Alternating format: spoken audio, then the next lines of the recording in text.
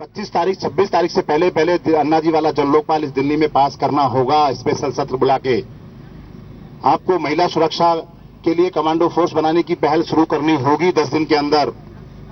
अगर आपने ऐसा नहीं किया तो 27 तारीख से विनोद कुमार बिन्नी जंतर मंतर पे अनिश्चितकाल अनशन के लिए बैठेगा सरकार के खिलाफ। क्योंकि आपने कांग्रेस और बीजेपी के खिलाफ बहुत आंदोलन किए हैं। आपने कहा सरकारें सुनती नहीं है। अब आपसे मेरा अनुरोध है कि आपकी सोच में और उनकी सोच में कितना फर्क है कि आपको दिल्ली की जनता को, इस देश की जनता को बताना होगा। आपको विशेष सत्र बुलाना होगा 10 दिन से 27 तारीख से पहले और बुला के अन्ना जी वाला जनलोक पास करना होगा। आपको, मुझे लगता है, बिजली और पानी के मुद्दे पे तो आपकी इच्छा शक्ति की जरूरत है। किसी प्रस्ताव की आवश्यकता नहीं है, किसी हाउस की आवश्यकता नहीं है। आप चाहें तो 1 घंटे में सब चीजें पास कर सकते हैं, लेकिन उसमें आपकी इच्छा शक्ति बताती है आपकी इच्छा शक्ति कितने दिन। आप यहां सत्ता भोगने के लिए, मुझे लगता है कि सत्ता भोगने आप जरूर आ गए और सत्ता भोगना आपकी प्राथमिकता हो गई है, सरकार चलाना आपकी प्राथमिकता हो गई है और जो जनता के मुद्दे थे वो कहीं ना कहीं गौन हो गए, पीछे हो गए। मैं चाहता हूं सरकार चले ना चले उसका कोई हमें परवाह नहीं होनी चाहिए थी। जनता के मुद्दे, जिन मुद्दों पे हम सरकार के बीच में आए, वो लिए हमारे लिए प्राथमिकता होनी चाहिए थी।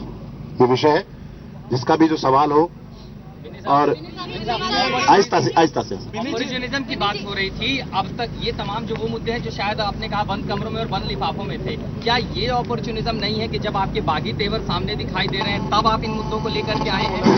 देखो, मैं बता दूं कि इससे पहले लगभग, आपको याद होगा, 24 तारीख को पहले भी मैंने एक बात रखी थी और 24 तारीख को भी ऐसे नहीं था कि ये मुद्दे अब से पहले नहीं उठाए गए हैं।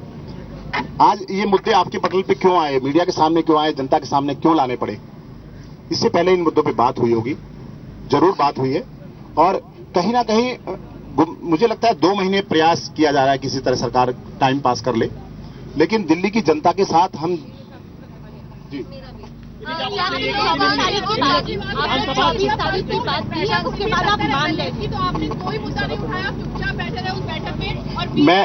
मैं आपको बता दूं कि अभी जैसा आपका सवाल है, अगर मैं वहां बोलता तो अरविंद भाई फिर मुझ पर आरोप लगाते। वो आरोप लगाते कि आपने 70 लोगों के सामने मुद्दा क्यों उठाया, जैसे आज वो आरोप लगा रहे। एक मिनट रुके अंकल, मीडिया है, मीडिया की प्रेस कॉन्फ्रेंस है, आप तो मत बोलिए प्लीज। मैं आपको बता दूं कि 70 लोगों की जो प्रेस कॉन्फ्रेंस मीटिंग थी उसमें ये आरोप लगता है कि आपने इनके सामने क्यों कहा। मैंने उनके पर्सनल सचिव हैं हमारे विभव जी, उनको प्रातः फोन किया था, उससे पहले भी एक दिन पहले प्रयास किया था शाम को कि मुझे अरविंद भाई से बात करनी है, मुझे आप समय दीजिए। उन्होंने कहा शाम को मीटिंग है, उसके बाद आप उनकी गाड़ी में बैठ जाइएगा।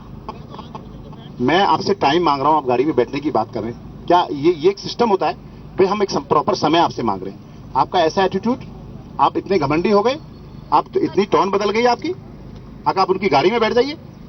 मतलब मैं प्रॉपर बात करने के लिए आपसे समय मांग रहा हूं। अगर मैं वहां भी बात रखता तो सिर्फ मीटिंग वहां बुलाई गई थी इसलिए कि आप आइए, आशीष तलवार आपकी समस्याओं, जो भी विधायकों की, अब जीते हारो लोगों की समस्याएं, वो आशीष तलवार सुनेंगे। और जितने भी लोगों ने वहां बोलने का प्रयास किया वहां सबको रोक दिया गया। अरविंद भाई ने 4 बार, मेरे पास अगर चाहेंगे तो वो मेरे ख्याल से कहीं रिकॉर्डिंग भी होगी, 1 घंटे की, वो दिखा दूंगा।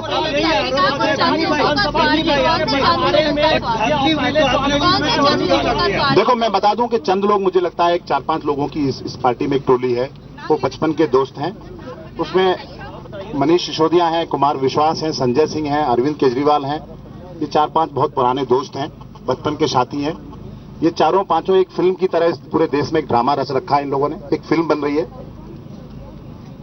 और ये देश के लिए दुर्भाग्यपूर्ण है। जब भी इनके सामने कोई अच्छा आदमी, ये यूज एंड थ्रो वाली पॉलिसी, इनकी अंदर से नीति मुझे लगता है कि ये आदमी को यूज करते हैं। अन्ना जी से लेके, किरण बेदी से लेके, रामदेव जी से लेके सारे लोग, संजय सिंह, मनीष सिसोदिया, अरविंद केजरीवाल और कुमार विश्वास, ये बहुत पुराने साथी हैं।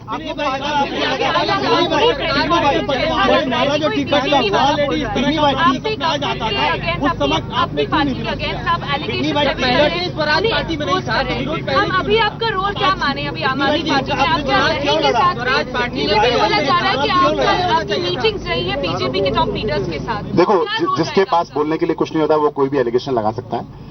मैं आपको बता दूं कि मैं इस पार्टी का सच्चा सिपाही हूं मैंने दूसरी बार आंदोलन की मतलब बात अपनी रखी है। मुझे जरूरत पड़ेगी तो मैं 365 दिन अपनी बात रखूंगा, इसी पार्टी में रहूंगा।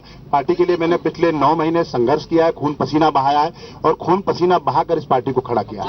किसी के कहने से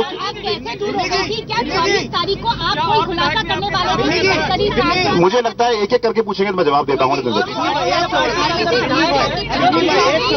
क्या खुलासा करने वाले थे? क्या ये बात सही है कि नितिन गडकरी जिस होटल अमन की बात कर रहे थे वो खुलासा आप 24 तारीख को कर रहे थे, लेकिन कुमार विश्वास और संजय सिंह आपसे जाके मिले तो आप मान गए थे। अभी आपने कहा 24 तारीख को भी मैं ये बात रखने वाला था, वो कौन? नहीं, यही मुद्दे हैं। ये मैंने जब मैनिफेस्टो बना था जब भी इस बात को कहा था कि हमारे मैनिफेस्टो बनने में और जनता के बीच की जो बातें उनमें फर्क आ गया। और उसके बाद जरूर ठीक है, मैनिफेस्टो में थोड़ा बहुत 19-20 फर्क आया, पार्टी की पॉलिसीज है, हमें चुप रहना पड़ा छोटी छोटी बातों के लिए। जब पानी जो है सर से ऊपर उतर गया तो मुझे जरूरत महसूस हुई कि अगर इस गडकरी जो कह रहे थे वो सही था, होटल में सेटिंग हुई है।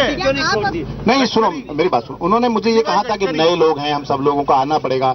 देखो, हर छोटी छोटी बात पे पार्टी छोड़ना, पार्टी तो मैं आज भी नहीं छोड़ रहा हूँ। पार्टी मेरी पार्टी है, ये किसी व्यक्ति विशेष की पार्टी नहीं है, किसी आदमी की पार्टी नहीं है।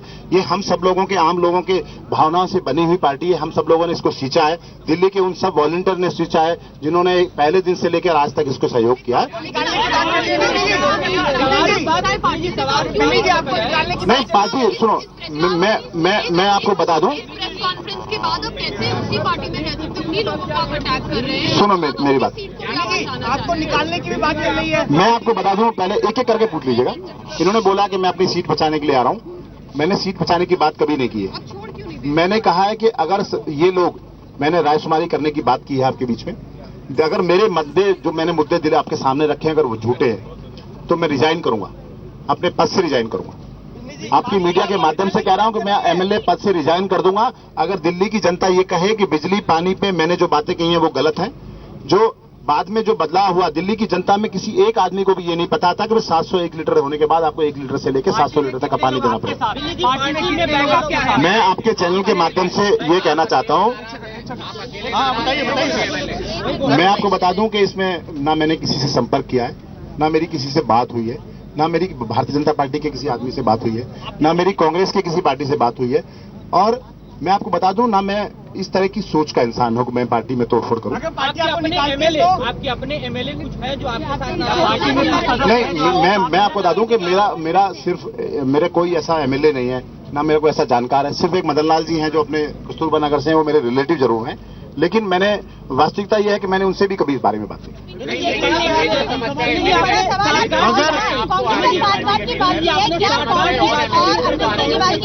जी, ये अनुराग भाई ने सवाल उठाया कि ये समस्या जो मुझे आ रही है, अब पता नहीं कितने लोग अपने, क्योंकि बहुत लोग महत्वाकांक्षी होते हैं, मुझे लगता है वो पद से चिपका रहना चाहते हैं, चापलूस बना रहना चाहते हैं, और वो कहीं ना कहीं पद पाने की लालसा में लगे रहते हैं। हम जितने बड़े चापलूस लोग हैं उतना बड़ा पद हमें मिलेगा, जैसा भी वास्तविकता हमें दिख भी रहा है। तो ये है कि भाई हो सकता है और लोग, बहुत सारे ऐसे लोग एमएलए हो जिनके मन में कहीं पीड़ा हो, कहीं दर्द हो, वो आने वाले समय में हो सकता है उनके अंदर भी कहीं दिल्ली की जनता के प्रति प्रेम जागे, वो भी बाहर निकले।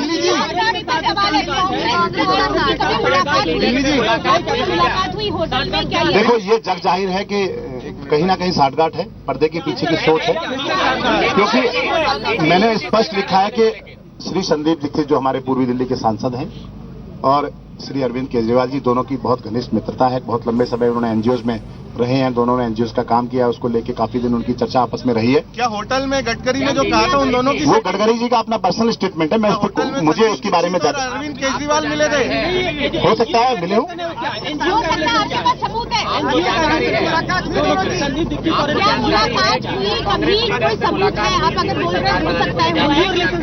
ये बताए कि मैं आपको बता दूं कि इस देश में ऐसा कभी नहीं हो सकता कि बिना कोई मांगे किसी को कुछ दे दे, लेकिन ये जरूर था कि दिल्ली की जनता को भ्रमित करने के लिए, और वो कस्में वादे ना टूटे जो जनता के सामने हमने रखे थे, उनको बचाने के लिए पर्दे के पीछे एक जबरदस्त खेल हुआ।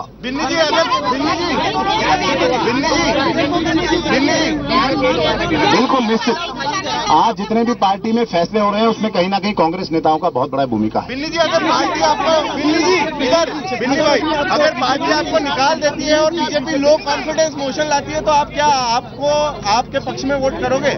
नहीं, मुद्दों के आधार में मैं आम आदमी पार्टी के साथ रहूंगा। लेकिन आप भी कह रहे हो ना कि मुद्दे तो अलग हो गए, मुद्दे तो कौन हो गए? अगर मुद्दे पूरे नहीं करेंगे तो मैं विरोध में हूँ, आज भी विरोध में, कल भी विरोध करूंगा। विधानसभा में आगे तो क्या रिजाइन करेंगे? आपको पार्टी से निकाला जाता है तो क्या रिजाइन करेंगे? नहीं, पार्टी अगर मुझे, देखो पहली बात बता दूं,